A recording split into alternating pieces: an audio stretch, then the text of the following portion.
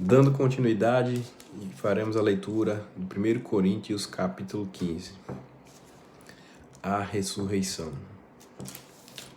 Amigos, permitam-me repassar a mensagem com vocês mais uma vez. A mensagem que proclamei foi recebida por vocês. Nela, vocês permaneçam firmes e por ela foram salvos. Entendo que a fé que possuem é verdadeira e não um interesse passageiro, e que nela estão firmes de verdade. A primeira coisa que fiz foi apresentar a vocês de coração a mensagem que recebi. O Messias morreu pelos nossos pecados, exatamente como dizem as Escrituras. Foi sepultado e se levantou da morte no terceiro dia. Mais uma vez, exatamente como dizem as Escrituras. Falei a vocês que ele apareceu vivo a Pedro, depois aos seus seguidores mais próximos e mais tarde a mais de 500 seguidores ao mesmo tempo. Muitos deles estão por aí, ainda que alguns já tenham morrido. Depois, ele passou um tempo com Tiago e o restante dos que chamou para falar em seu nome e finalmente apareceu vivo a mim. Faz todo sentido que eu viesse por último, pois nem mereço ser incluído no grupo original, como vocês bem sabem, já que passei anos perseguindo a igreja. Mas a mim foi concedida a graça bondosa de Deus, e a ela devo tudo que sou. Não posso permitir que sua graça seja desperdiçada. Não trabalhei mais que qualquer um dos outros? Embora os resultados não tenham dependido de mim, mas sim de Deus, que me deu a sua graça. Então não faz diferença se vocês ouviram a mensagem de mim ou de outro. Nós falamos a verdade de Deus e vocês a receberam e creram.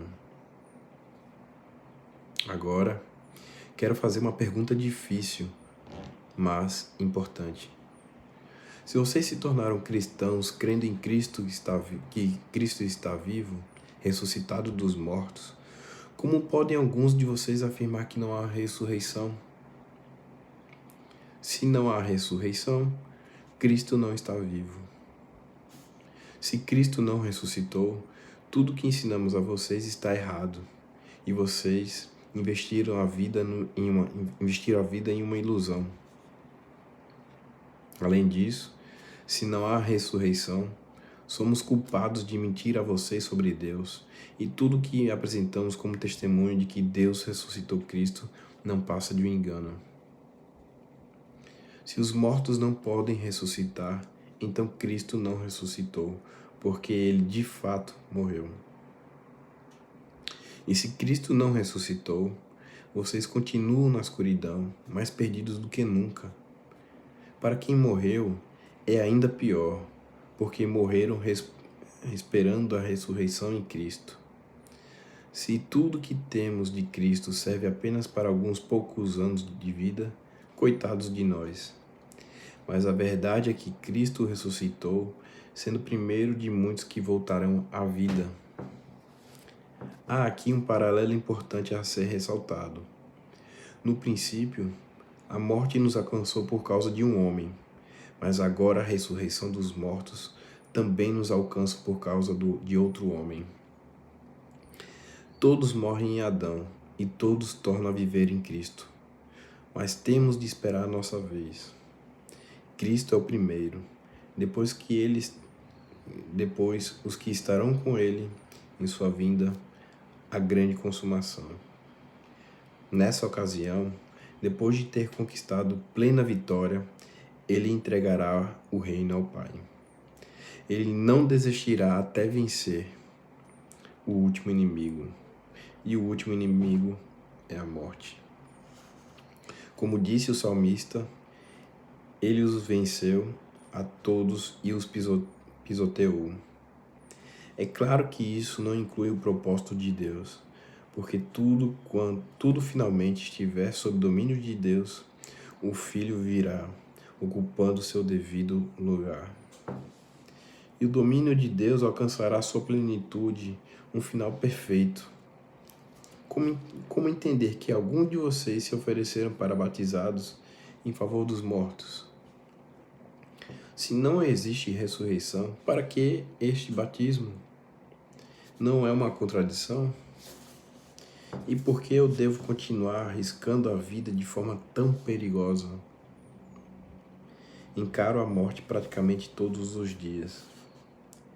Acham que eu faria isso se não tivesse convencido de que a nossa ressurreição está garantida pelo Senhor ressuscitado? Acham que eu estava apenas bancando o herói quando enfrentei feras em Efésio e por pouco não morri? É a ressurreição que motiva minhas palavras e ações, a minha vida. Se não há ressurreição, deveríamos seguir o ditado: comamos e bebemos que amanhã morreremos. Mas não se enganem, não se deixem levar pela conversa de que não há ressurreição. Lembre-se, as más companhias destroem os bons hábitos. Pensem bem, busquem a santidade de vida.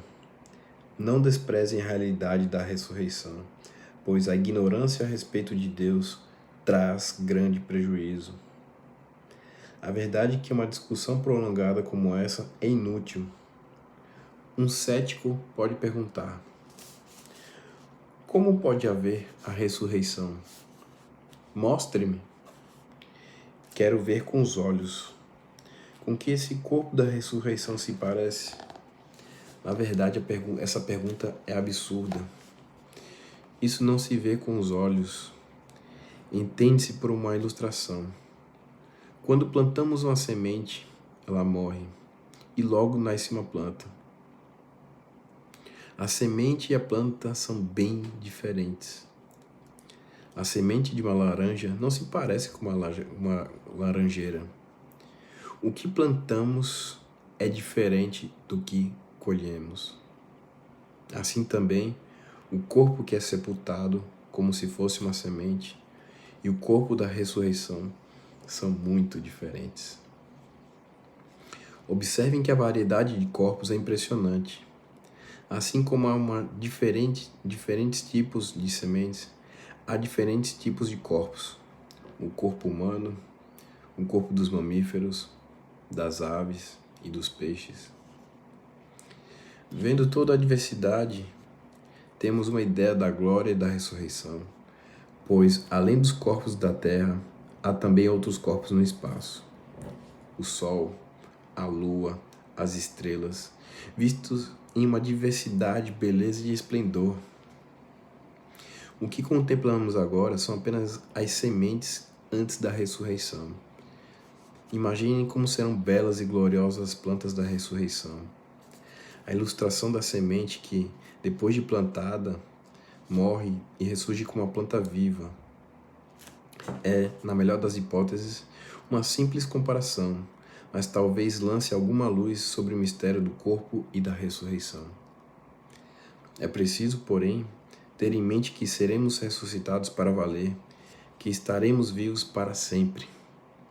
O corpo que morre não manifesta a beleza, mas quando ressuscitar, será glorioso.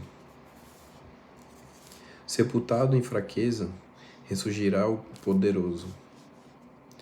A semente plantada é natural. Essa semente faz nascer o que é sobrenatural. É a mesma semente, o mesmo corpo. Mas que diferença entre o que morre fisicamente e o que ressurge em imortalidade espiritual? Para prosseguir, devemos voltar a atenção para as Escrituras. Primeiro Adão recebeu a vida, Cristo, o último Adão, é espírito doador da vida. A vida física vem primeiro, depois a espiritual. O início se dá na terra, o desfecho se dá no céu. O primeiro homem veio da terra, daí em diante os seres humanos são chamados de terrenos.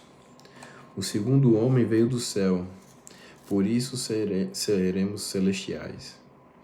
Assim como somos o reflexo do que está a nossa origem terrena, seremos o reflexo do nosso desfecho celestial. Amigos, eu preciso enfatizar que a vida natural, terrena, não nos leva ao reino de Deus. Sua própria natureza é morrer.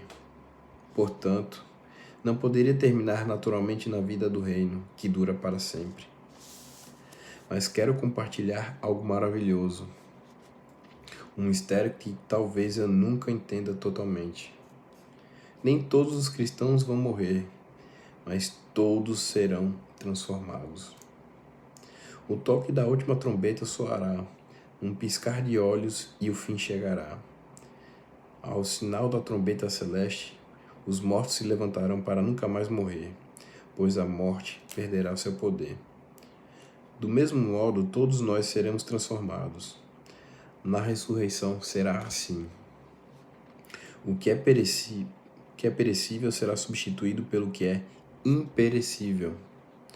O mortal será substituído pelo imortal. Então fará sentido o seguinte ditado: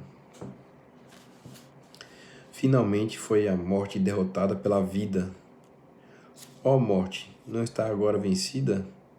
Ó morte, quem temerá a que era temida? Foi o pecado que tornou a morte tão terrível, e foi o código legal da culpa que conferiu ao pecado sua influência destruidora. Mas agora, graças a Deus, que por um só ato vitorioso da vida, derrotados estão o pecado, a culpa e a morte. E tudo graças ao nosso Senhor Jesus Cristo.